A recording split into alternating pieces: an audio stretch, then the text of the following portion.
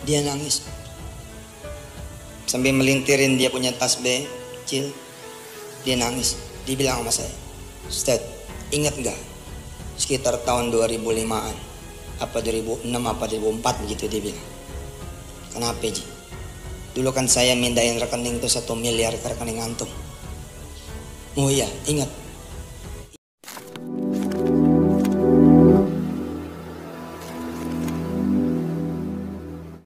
Assalamualaikum warahmatullahi wabarakatuh. Welcome back to my channel Detektif B. Teman-teman, kita udah ngomongin Diansa yang katanya sindikat batubara yang ngasih uang Yusuf Mansur sebesar 1 miliar uang sedekah. Itu menurut kata data ya, bukan kata saya. Itu saya cuma membacakan aja. Nah, teman-teman, ada yang menarik nih.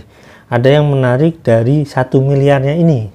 Nah, beberapa video saya yang baik di video short maupun di video yang panjang itu, saya pernah bercerita tentang Rainer Latif yang Yusuf Mansur sendiri yang bilang katanya dia itu menerima sedekah sebesar 926 juta. Itu baru buntutnya aja. Itu Rainer Latif. Ini mirip sih dengan, hampir mirip dengan 1 miliar karena nilainya 926 miliar. 926 juta kalau nggak salah ya. Nah, teman-teman bisa lihat sendiri dari video-videonya. Nah, soal cerita Rainer Latif bagaimana kelanjutannya ya, teman-teman bisa lihat deh di berita-berita itu, di kasus Asabri tentang Rainer Latif. Tentang Rainer Latif ini banyak dibahas kan di berita-berita tentang Asabri, tentang korupsi bla bla bla.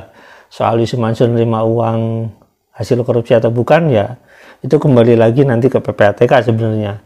Nah, ini menurut saya uang 1 miliar yang diceritakan di ceramah Yusuf Mansur ini lebih mirip ke seseorang gitu. Nah, kita bahasnya nanti dulu ya. Kita lihat dulu videonya dulu ya teman-teman ya. Yuk, kita lihat dulu videonya. Check it out. Bisnis cara Nabi kita udah pada tahu dah. Dari mulai Nabi sampai bahkan ke orang-orang yang mengikutinya, itu salah satu yang mereka lakukan adalah sedekah. Betul tidak? Dari mulai Nabi sampai orang-orang yang mengikutinya, itu mereka melakukan sedekah. Nah, belum lama saya diundang sama salah satu kawan saya di salah satu daerah. Ajib, Masya Allah Ustaz, Masya Allah Syekh. Kalau kita buka pintu, motor kita banyak, Alhamdulillah. Kita buka pintu, mobil kita banyak, Alhamdulillah. Ada kok yang buka pintu, mobilnya nggak kelihatan, banyaknya bener, karena di pinggir jalan rumahnya. Mobil banyak bener. Ini orang yang satu ini, Allah lagi kasih berkah buat dia. Mudah-mudahan dia nggak lupa diri. Buka pintu, itu yang di parkirannya itu 12 pesawat.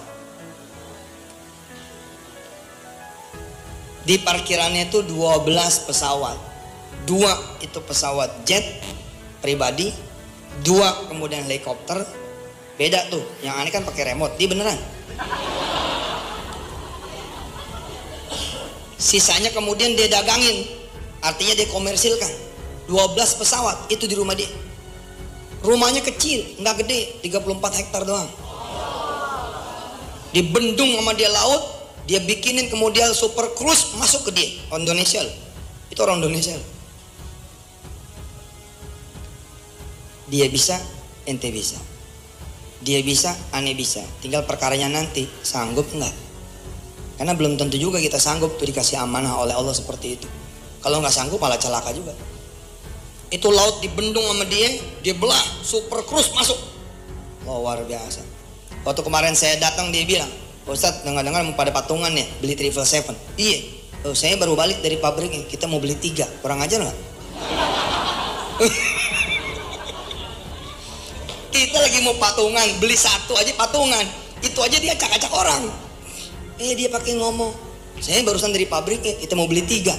Cash 6 triliun. Ya iyalah, subhanallah. Dan subhanallah, sampai situ sih saya nggak takjub. Nggak takjub. Mah takjub tuh. Lah, nggak. Sampai situ saya biasa aja. Biasa aja. Nggak gitu. Nggak gimana. Tapi begitu pulang, dia nangis, Bu.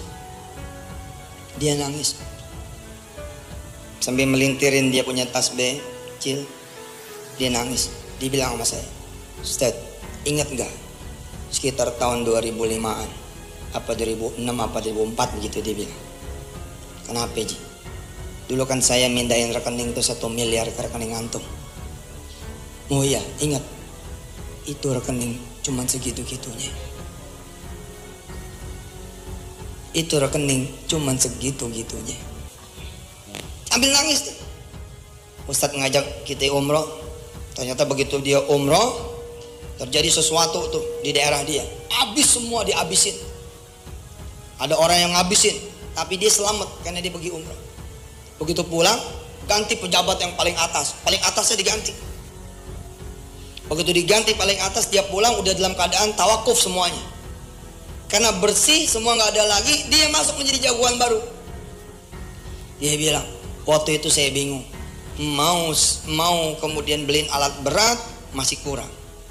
Kalau saya mau bayarin KP-KP baru, juga masih kurang. Pusing saya, sampai saya pikir, sudahlah, saya kasih Allah saja, biar Allah yang aturkan semuanya. Ustadz, inilah dia bilang. Inilah dia bilang.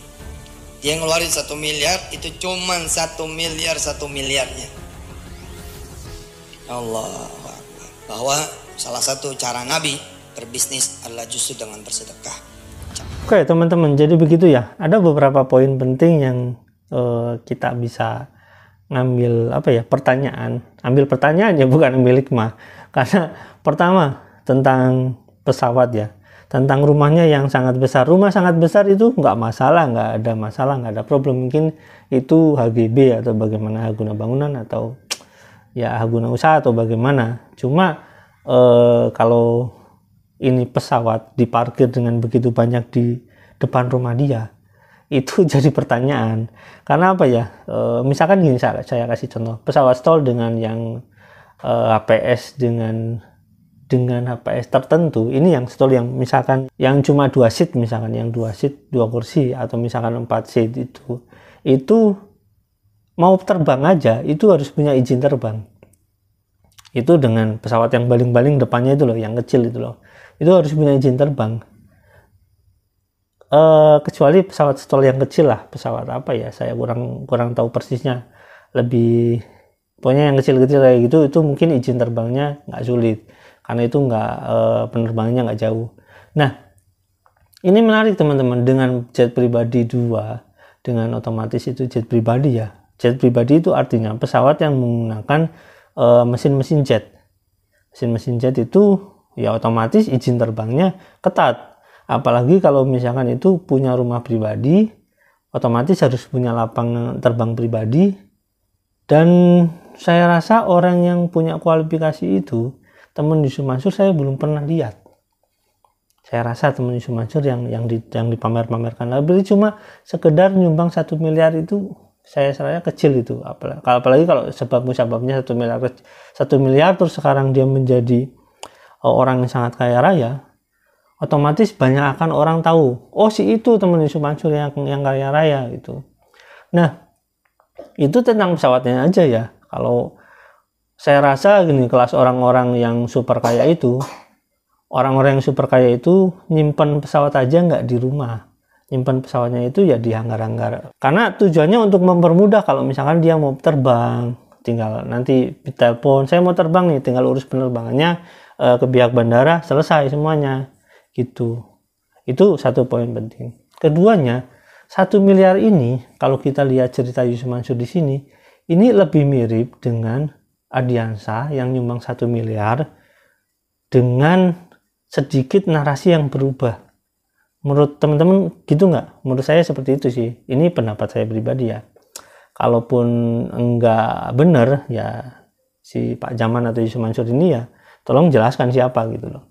Apakah itu bukan Ardiansah? Kalau bukan Ardiansah ya siapa gitu. Tapi kalau itu Ardiansah, uangnya dari mana gitu. Jangan-jangan dari Tommy ya. Oke, terlepas dari itu semua ya teman-teman, intinya menurut saya pribadi itu Yusuf Mansur itu mengarang ceritanya, itu bukan mengarang, menarasikan ceritanya itu membuat testimoni itu menurut saya cerita Ardiansah yang dirubah mirip-mirip cerita pengusaha besar gitu, tapi uangnya mungkin ada.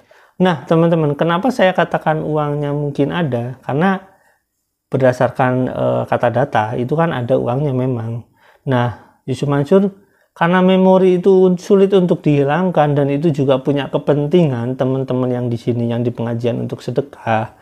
Jadi uang yang 1 miliar itu menjadikan dia itu sebagai materi agar orang-orang ini mau sedekah. Nah, cuma dia sulit untuk membayangkan orang yang bisa ngasih uang 1 miliar itu pengusaha kelas apa. Makanya bayangannya dia itu pengusaha yang memang punya nilai triliunan misalkan. Jadi bayangan dia, wah mungkin Ardiansah tapi saya ganti tokohnya, narasi tokohnya saya ganti siapa gitu, tapi nggak disebutkan aja biar lebih enak, mungkin seperti itu. Nah, orang yang di Tanah Bumbu yang menurut saya yang punya kualifikasi itu mungkin Haji Isam. Tapi setahu saya, kalau saya lihat tuh ditelusuri itu Yusuf Mansur itu nggak punya kedekatan dengan Haji Isam. Yang di Tanah Bumbu, kedekatan yang di Tanah Bumbu berdasarkan berita-berita itu ya itu si Ardiansah gitu. Tapi Ardiansah itu ya kan sempat dipenjara gara-gara kasus batubara. Oke, teman-teman sampai di sini ya. Teman-teman bisa terjemahkan dalam bentuk apapun atau misalkan terjemahkan testimoni itu dalam narasi apapun. Silakan teman-teman kalau tulis di kolom komentar.